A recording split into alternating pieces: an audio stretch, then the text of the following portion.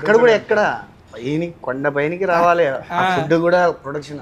అది మన own cars లో కాకుండా వాళ్ళు జీప్స్ వెళ్ళాల్సి వచ్చింది. వాళ్ళ దాంట్లో ఎందుకంటే మా కార్లు వెళ్ళేవి కాదండి దానికి బేసిక్గా. ఎందుకంటే మరి ఆ కొండలపైకి వెళ్ళాలంటే వాళ్ళకి ఓన్కి వాళ్ళ వెహికల్స్ ఉండేవి, అది తీసుకొచ్చి చేశారు. అండ్ మీ అందరికీ యాక్చువల్గా ఆడియన్స్ చెబుతున్నాను, ఇదిగోండి ఇక్కడ జీప్ కనబడుతుంది కదా, మా 6 జర్నీ మొత్తం ఈ జీబులోనే సాగింది.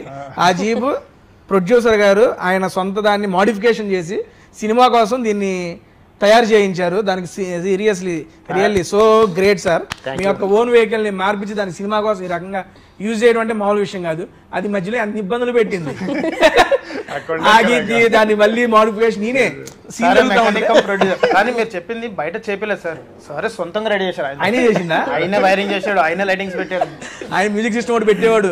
ఎక్కడో సార్ మనం అటు తెలంగాణ సైడ్ రామగుండం సైడ్ రామగుండంలో షూట్ చేసాం. పోతాం మధ్యలో ఆగిపోయింది. ఈయనేమో షార్ట్ లో ఉన్నాడు అక్కడ కూర్చొని పోతా ఉన్నాడు. సార్ ఆగింది దిగండి సెట్ చేద్దామని చెప్పి అందరం దిగాము.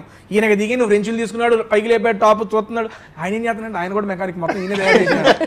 ఆయన ప్రొడ్యూసరా, యాక్టరా, మెకానిక్ ఎక్కడ ఆగినా ఆయనే సెట్ చేసేవాడు. 15 గంటల నిమిషాల టైంలో ఆయనే సెట్ చేసి అందరికి మళ్ళీ సెట్ చేసేవాడు కారు.